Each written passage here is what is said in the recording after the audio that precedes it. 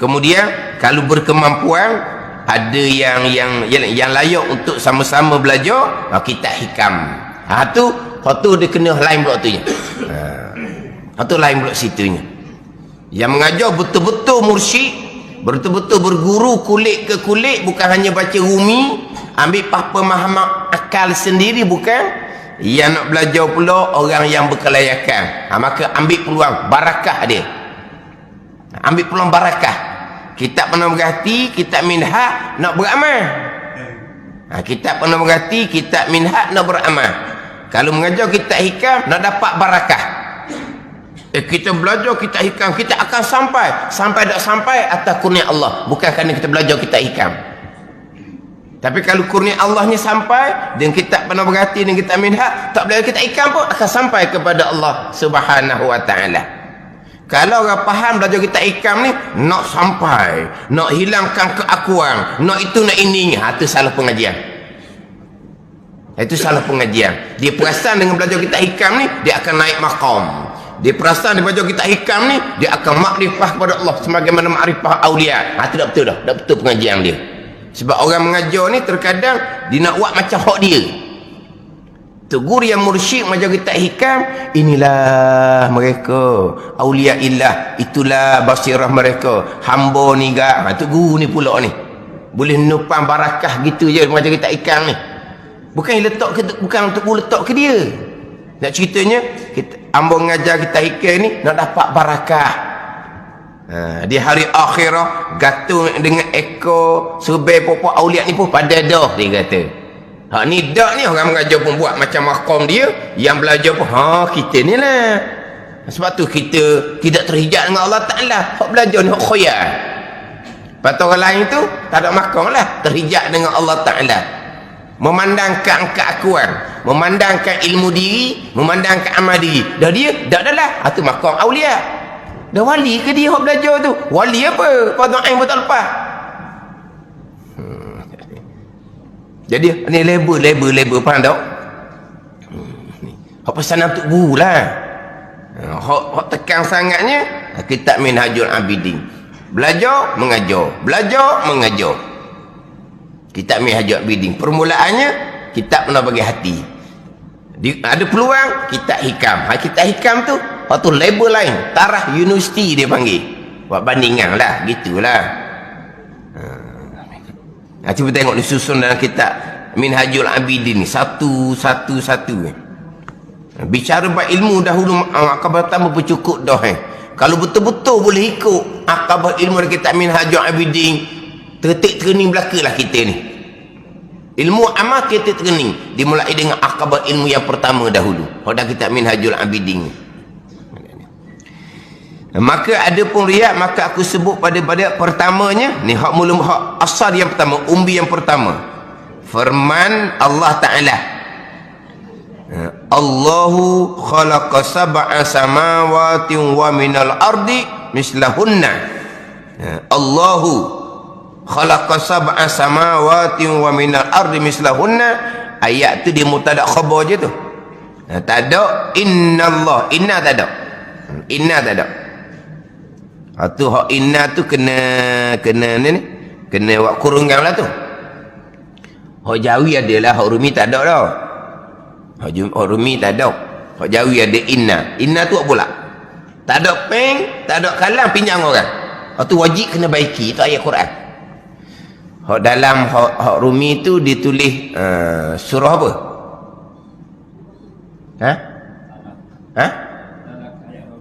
Surah At-Talaq ayat 12. Surah At-Talaq ayat 12. Allahu khalaqa sab'a samawati wa minal ardi mislahunna yatanazzalul amru bainahunna lita'lamu anna Allaha ala kulli syai'in qadir wa anna Allaha qad ahata bi kulli syai'in ilma. Ayat ni sudah ada di muka surat 10 pada masa bicara akabah ilmu. Cuba tengok di muka surat 10. Ayat ni sudah didatangkan oleh Imam Ghazali di muka surat 10. Muka surat 10 baris yang keempat daripada bawah. Itu datangkan ayat tu. Hak Rumi cuba cari tak? Hak Jawi. Hak usap 10, bayar ke 4 daripada bawah. Tapi hak tu kena tambah pula tu. Ni saya tanda dah ni. At-talaq yang ke-12. Ya sungguh dah sini. Sini allazi khalaqa je. Allah tak ada. Tanda Allah kena tambah Allah tu. Allahul ladzi khalaqa. Hak Rumi mungkin ada tak? Hak Rumi ada tak? Allahul ladzi. Jadi hak Jawi ni tak ada. Hak Jawi ni firman Allah Taala, allazi khalaqa sab'a samawati wa minal ardi mislahunna. Dia tak ada Allah depan. Kita tak tanda Allah depan. Ni kitab Jawi. Masalah cetakan kitab Jawi. Ke mana takut minhaj cetakan baru ada Allahul ladzi? Ada tak Allah depan? Ada Allah depan? Ada anggur, ada iling ke tak sama kita? Tak ada. Dia Ustaz 10 bayang keempat daripada bawah ayat yang sama, surah At-Talaq ayat ke-12. Dia allazi khalaqa sab'a samawati wa minal ardi mislahunna. Allazi, dia tak ada Allah depan. Wajib kena tambah tu. Ni itulah tulis dah Allahul ladzi. Allahul ladzi. Dia ada allazi saja je. Dah ada dah orang hok beki dah situ. Hok belajar sini Ustaz 10 ni ada tak? Tak ada. Mati belaka dah. Dah lah. Dah. Kan Haji? Haji? Ustaz 10 tu. Tak tambah. Tarikh ada dah situ tarikh. Tarikh lah Ustaz 10 ada tarikh tak?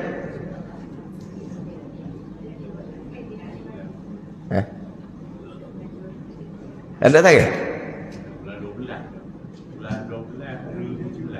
Bulan 12 2011. Bulan 12 2011. Musa 10. 2010. Patut pun tak ada dah, mati dah. 2010. Tu Musa 10 bukan Musa 1, Musa 10. Bulan 12 2010.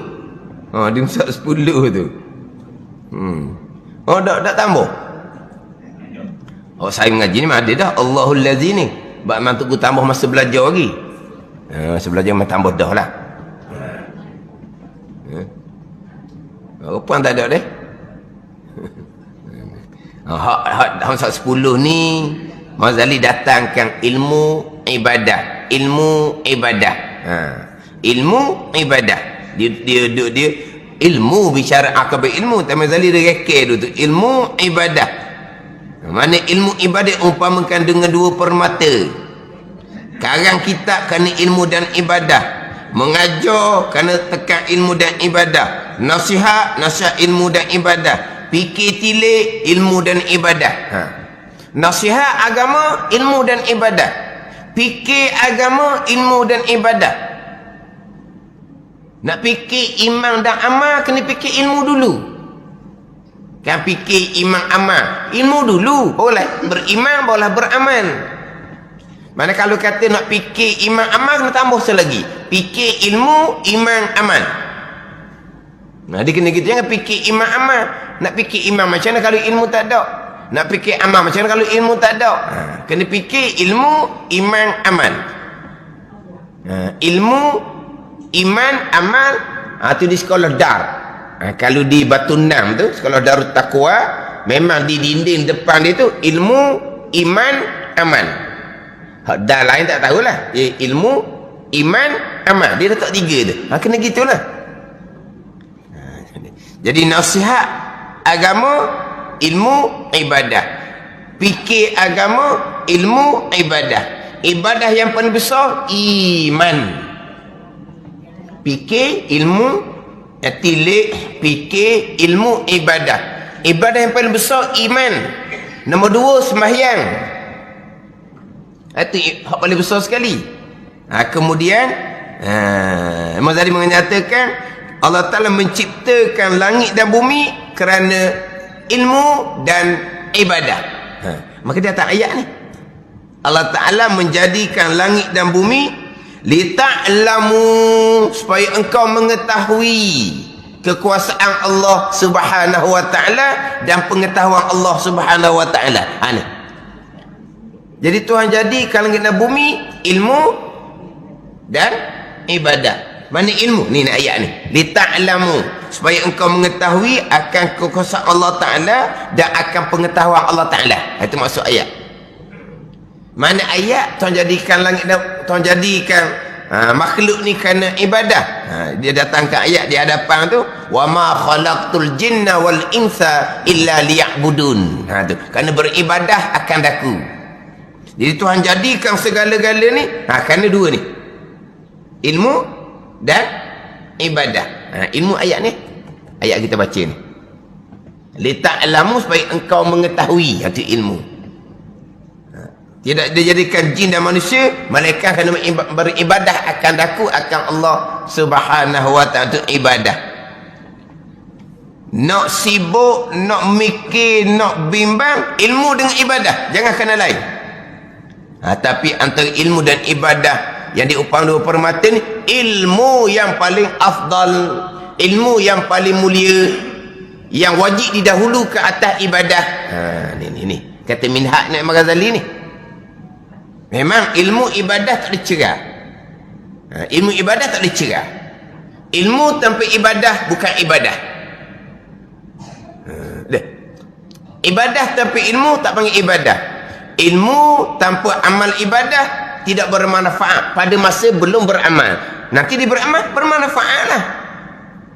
Tapi ada cerah tengah antara dua ilmu dengan ibadah. Ilmu yang paling afdal, Imam Ghazali kata, yang paling mulia, yang wajib didahulukan. Ni susunan kitab Minhajul Abidin. Tapi antara dua tu tak boleh cerah lah, sebab antara dua permata. Tapi ayatnya Quran menyatakan dijadikan segala-gala kerana ilmu. Ni ayat ni, ayat surah At-Talaq ayat ke-12. Allah Ta'ala, Allah Tuhan yang menjadikan 7 petala langit dan daripada bumi seumpamanya, yakni 7 petala bumi, dan daripada bumi seumpamanya, dan daripada bumi seumpamanya. Daripada bumi itu takluk dia di belakang lah. Seumpamanya, seumpama 7 petala langit daripada bumi. Mana 7 lapis bumi. Berwarming tu bumi lah, bukan bung pula situ. Kalau bung situ pelik lah. Langit kan mesti bumi. Jangan bung zaman dulu ada bung dah, bukan zaman sekarang. Ini biasa tu buat contoh lah. Dari Padang dah langit dengan bumi. Diturunkan pekerjaannya, diturunkan pekerjaannya, diturunkan pekerjaannya pekerjaan Allah antara keduanya, antara langit dan bumi. Diturunkan pekerjaan ini dengan bahawa berlakulah rentahan Allah Ta'ala dan berlakulah qada Allah Subhanahu wa Ta'ala. Yatanazzalul amru bainahunna. Diturunkan pekerjaan Allah antara keduanya dengan bahawa berlaku pekerjaan Allah Ta'ala dan berlaku qada Allah Ta'ala antara langit dan bumi, dan luluslah hukumnya ke Allah padanya pada langit dan bumi. Yang berlaku ni kesemuanya daripada Allah Subhanahu wa Ta'ala. Di antara langit dan bumi yang berlaku semuanya datang daripada pekerjaan Allah, rentahan Allah, qada Allah Subhanahu wa Ta'ala. Apa ilah dia dijadikan langit dan bumi ni? Supaya kamu ketahui. Ini ilmu. Supaya kamu ketahui bahawasanya, yakni akan bahawasanya, supaya kamu ketahui bahawasanya, akan bahawasanya Allah Ta'ala atas tiap-tiap satu itu amat kuasa. Qadir dengan sirah mubalaghah, amat kuasa. Qadirun yang kuasa, qadirun yang amat kuasa. Sirah mubalaghah yang amat kuasa. Allah Ta'ala yang amat kuasa atas tiap-tiap sesuatu. Semua yang berlaku ni datang daripada kekuasaan Allah Subhanahu wa Ta'ala. Yang berlaku kesemuanya kekuasaan Allah Subhanahu wa Ta'ala, datang daripada perbuatan Allah Subhanahu wa Ta'ala. Dan bahawasanya, dan supaya kamu ketahui akan bahawasanya telah meliputi dengan tiap satu ilmunya, ilmu Allah Subhanahu wa Ta'ala, ilmu Allah yang meliputi, ilmu Allah yang meliputi segala-gala perkara.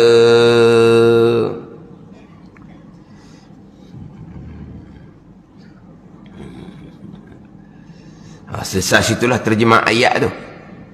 Selesai itu terjemah ayat. Dan bahawasanya Allah Ta'ala sebenarnya telah meliputi dengan tiap-tiap sesuatu ilmunya, yang nisbah ilmu Allah Subhanahu wa Ta'ala. Ilmu Allah, ilmu yang meliputi sekalian perkara. Jadi sekarang yang berlaku ni datang dari kekuasaan Allah Subhanahu wa Ta'ala.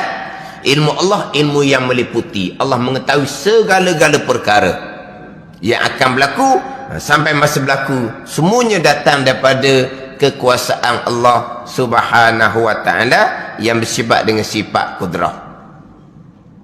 Kemudian Ahlussunnah wal Jamaah, ilmu Allah yang meliputi ni, apa yang Allah Ta'ala mengetahui yang akan berlaku antara langit dan bumi ni, Allah menghendaki pada azal. Ini kita pegang dengan Ahlussunnah. Ayat ni cerita kekuasaan Allah dan pengetahuan Allah. Di mana kehendak Allah Subhanahu wa Ta'ala? Ayat ni cerita kekuasaan Allah dan pengetahuan Allah. Kehendak Allah, Ahlussunnah wal Jamaah, kehendak Allah berlazim, ilmu pengetahuan Allah berlaziman dengan kehendak Allah. Allah mengetahui perkara baik, iman dan taat akan berlaku. Allah menghendaki pada azal perkara baik akan berlaku. Allah mengetahui pada azal kufur, perkara jahat, kufur dan maksiat akan berlaku. Allah menghendaki pada azal perkara jahat, kufur dan maksiat berlaku. Ini kita Ahlussunnah wal Jamaah. Berlaziman antara dua ni. Dia tak sama dengan Mu'tazilah. Mu'tazilah tidak berlaziman. Allah mengetahui perkara baik, iman dan taat akan berlaku. Allah menghendaki pada azal. Allah mengetahui pada azal perkara jahat, kufur dan maksiat akan berlaku. Tapi Allah tidak menghendaki pada azal. Allah hanya mengetahui. Itu Mu'tazilah. Ahlussunnah tak? Ahlussunnah ni ilmu dengan iradah dia berlaziman. Ini kita Ahlussunnah. Sebab itulah kitanya kalau penekanan bab ketentuan, kita akan letak di iradah, barulah kita tapak di ilmu. Kita mati di ilmu. Tapi kalau letak di iradah, jangan cepat nak lari kepada ilmu. Ada satu tulisan yang baik, tulisan tu comel. Dia letak bicara bab ketentuan yang tercatat di budak umur 4 bulan dan kandungan ibu. Ketentuan yang tercatat di suhu malaikat, helaian malaikat. Ketentuan yang tercatat di Lauh Mahfuz. Lepas di Lauh Mahfuz tu, dia naik pada ilmu Allah Ta'ala. Dia naik pada ilmu Allah Ta'ala. Dia bicara bab ketentuan. Jadi lakah. Dia tak sebut ketentuan azali, dia tu naik pada ilmu. Tapi di bawah tu ada orang komen. Mana dia kata tulisan tu molek dah, bicara bab ketentuan. Tetapi kenapa melangkaui kepada ilmu dengan meninggalkan hak rukun iman yang ke-6, ketentuan azali? Kenapa ditinggalkan? Ketentuan dicatat di budak 4 bulan, ditulis. Ketentuan yang tercatat di suhu malaikat, ditulis. Ketentuan yang tercatat di Lauh Mahfuz, ditulis. Ketentuan azali dia tak tulis itu. Dia tu melangkau kepada ilmu Allah. Ada ni. Aku kena jaga situ tu. Maka tegur barulah. Dia kata betul dia akulah. Tapi kenapa ketentuan-ketentuan ditinggal hak rukun ke-6 tu? Hak poin besar tu. Ketentuan azali kenapa ditinggalkan? Kenapa naik pada ilmu lalu dah? Sebab ketentuan azali itulah baik jahat. Jahat ni masalah kepada Mu'tazilah jahat ni. Tapi kalau pergi pada ilmu, ahli sunnah sama dengan Mu'tazilah. Allah Ta'ala tahu belaka. Jadi ditinggal iradah ni, poin dia di perkara jahat. Sebab ketentuan azali ni baik iman dan ta'ah, jahat, kufur dan maksiat. Tu hak jadi hak bercanggah dengan Mu'tazilah. Naik pada ilmu, comel balik semula sama. Mu'tazilah pun sama dengan ahli sunnah. Allah mengetahui perkara jahat yang akan berlaku sama. Tapi menentukan iradah, Mu'tazilah dia tolak, tak ada situ hak baik je Allah menentukan. Bukan Mu'tazilah menolak Allah bersifat dengan iradah, Allah bersifat dengan iradah, tapi Allah tidak menentukan pada perkara jahat, Allah mengetahui sahaja. Jadi sunnah tak mengetahui dengan menentu, dia berlazimah baik ataupun jahat. Tapi ayat ni cerita kekuasaan Allah dan pengetahuan Allah Subhanahu wa ta'ala. Kemudian Imam Ghazali akan huraikan kenapa kau didatangkan ayat ni pada membicarakan usul riak. Kita nampak kat mana ni nak kena mengena bicara riak ni, nak kat mana? Jadi Allah yang menjadikan segala-gala ni yang berlaku di kita ni semuanya datang dari kekuasaan Allah. Boleh wa amal ibadah datang dari kekuasaan Allah. Tiba-tiba wa amal ibadah berpaling kerana Allah, tidak, sebaliknya kerana dunia yang Allah jadikan. Kita buat ibadah ni Allah jadikan, dunia dia tu Allah jadikan. Kita buat ibadah ni Allah jadikan, tiba-tiba hati bukan kerana Allah, kerana dunia yang Allah jadikan juga. Ni dia bahas itu. Ni mana halusnya pemahaman Imam Ghazali rahimahullah. Kalau kita cerita sini ayat cerita Allah menjadikan langit dan bumi, kita tahu belaka dah, tu pegangan kita. Supaya kita mengetahui dengan yakin kekuasaan dan pengetahuan Allah Ta'ala. Mana cerita nak kait dengan riak ni, asal yang pertama lekuk mana? Sekarang ni apabila kita beriman, semua yang berlaku ni ada datang dari kekuasaan Allah Ta'ala, termasuk kita boleh buat amal ibadah ni datang dari taufik hidayah Allah Ta'ala. Kenapa pula hati kita buat amal ibadah bukan kerana Allah? Nanti nak pergi situ. Makna kalaulah kita buat ibadah bukan kerana Allah kok, tak berakal lah. Sebab kita buat amal ibadah ni semua datang daripada perbuatan Allah, taufik hidayah Allah. Kita buat amal ibadah ni dengan senang sebab kita boleh bernafas molek, boleh tengok molek, boleh gerak molek. Siapa tu? Allah Ta'ala belaka tu. Tiba-tiba buat amal ibadah semuanya Allah Ta'ala, hati bukan kerana Allah, kerana selain daripada Allah. Ini dipanggil apa? Tidak berakal. Asal pembicaranya ni firman Allah Ta'ala ni. Ni dalam pemahaman ilmu Imam Ghazali rahimahullah adalah Allah Subhanahu wa ta'ala berfirman bahawasanya aku menjadikan 7 petai langit dan bumi dan barang antara keduanya pada tiap ilan ini dan yang indah-indah, dan aku padakan dengan tilik engkau supaya engkau ketahui bahawasanya aku Tuhan yang kuasa lagi alim segala khafiyat, dan engkau semayang 2 rakaat serta barang yang ada pada kenyunyung itu daripada yang aib dan taksir, maka tiada memadai dengan tilik aku padamu dan dengan aku bagimu dan dengan puji aku atasmu dan syukurku bagimu hingga engkau kasih baru ketahui oleh makhluk supaya memuji akan dikau dengan demikian itu. Langsung makhluk pula pujinya. Ni panjang. Hak Imam Ghazali ambil daripada hak firman Allah Ta'ala tadi tu. Segala-galanya daripada Allah, tiba-tiba sampai 2 rakaat tu langsung makhluk puji. Langsung makhluk puji. Berakal ke tak yang seumpama ni. Wallahu a'lam.